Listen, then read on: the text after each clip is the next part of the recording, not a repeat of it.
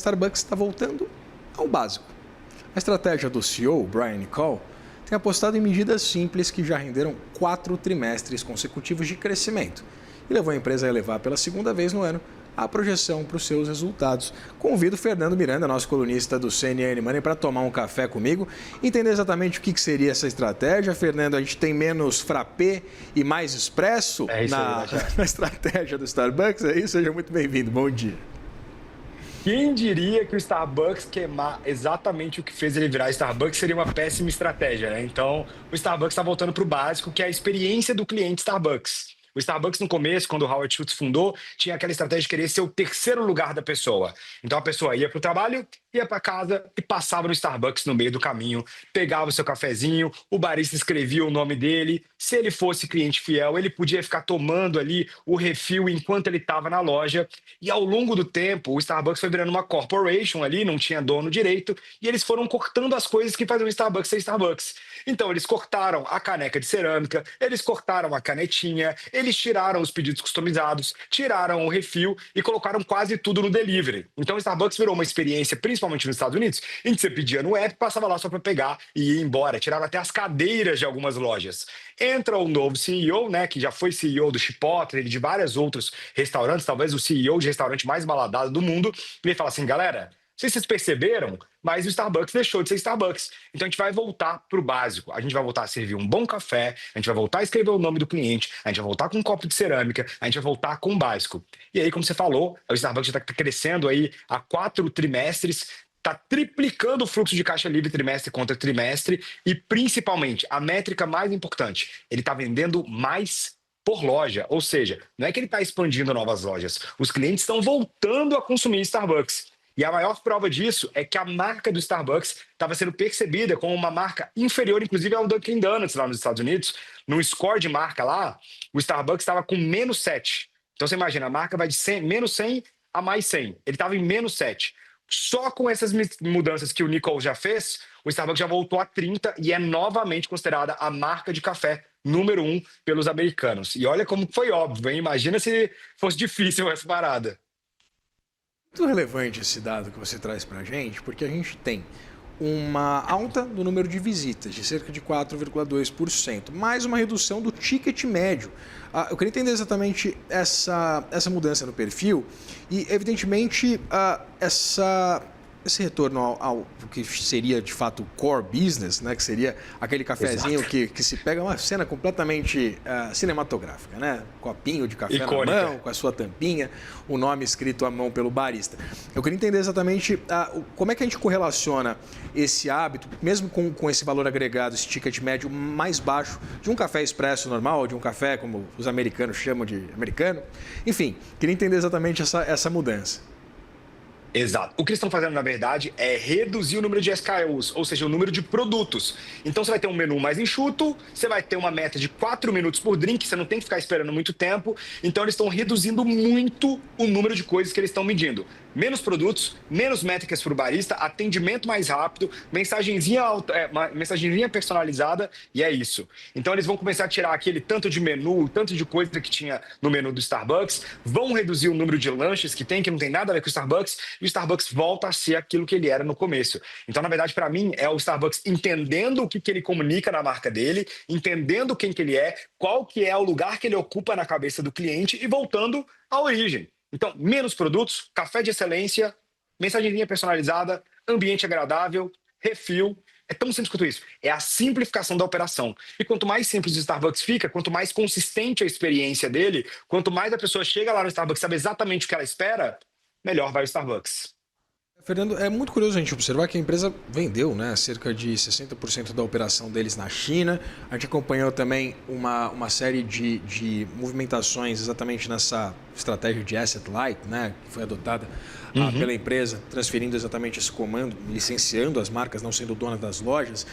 Eu queria entender exatamente essa estratégia, principalmente aí do ponto de vista de custos e, evidentemente, de retornos também, principalmente com esses gastos, com essas receitas, na verdade, com o licenciamento. Que correlação, novamente, a gente consegue fazer com essa nova estratégia de branding, talvez, por parte do Starbucks? Exato. O que acabou acontecendo é o seguinte: a operação chinesa, apesar de lucrativa, ela era muito pesada e o Starbucks tinha muita dívida. Então, o que o Starbucks faz? Vende a operação chinesa, pega o dinheiro do licenciamento. Então, ele tem duas coisas agora: ele tem o caixa da venda e ele agora recebe o dinheiro de licenciamento. Paga a dívida, triplica o fluxo de caixa. Tão simples quanto isso. Então, o Starbucks está virando uma empresa de marca. O trabalho do Nico hoje é gerenciar a marca. Quem vai operar lá na ponta é o operador. E ele vai licenciando essa marca. Então ele tem que tomar muito cuidado com a marca. E aí, por tomar muito cuidado com a marca, o tempo do CEO foi gasto nisso. Cara, como que a gente faz as pessoas amarem Starbucks de novo? E é por isso que ele começou a encontrar essas soluções que, apesar de serem super óbvias, quando você está olhando só ali para o Excel, só para o P&L, você acaba não encontrando. Então, quando o Starbucks vai virando uma empresa de marca, melhor fica o negócio. E aí ele conseguiu vender a operação, reduzir as dívidas, mais fluxo de caixa, mais reinvestimento em marca, em produção, em lucro por ação. Então, você está vendo o Starbucks muito mais maduro, apesar de ele estar voltando para o começo, porque afinal de contas ele vai virando uma franquia clássica que foca muito mais na construção da marca, muito mais em portfólio de produto e muito menos na operação do dia a dia do café. Fernando, pensando nas operações aqui no Brasil, a gente lembra, né, que em 2023, se eu não estou enganado, a Salt Rock, né, que era a controladora, a holding, que controlava as operações do Starbucks aqui no Brasil, entrou em recuperação judicial. Depois a gente acompanhou exatamente essa aquisição do Starbucks Brasil pela Zamp, né, o grupo que controla inclusive o Burger King.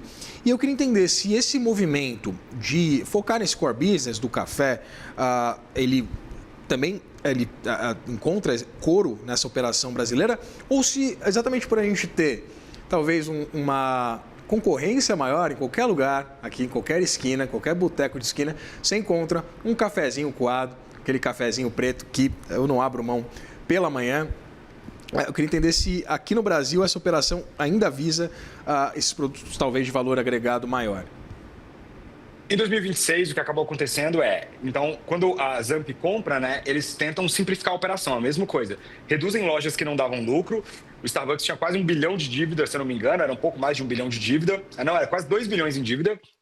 E agora o que eles estão fazendo? Voltaram a crescer aqui no Brasil. Então, plano de 2026 do Starbucks no Brasil, abrir pelo menos 30 novas unidades, o que daria aí um crescimento quase 27%, mais concentrado em São Paulo. Então você vai ver 80% da expansão deles vai ser em São Paulo. Onde que eu vi Starbucks?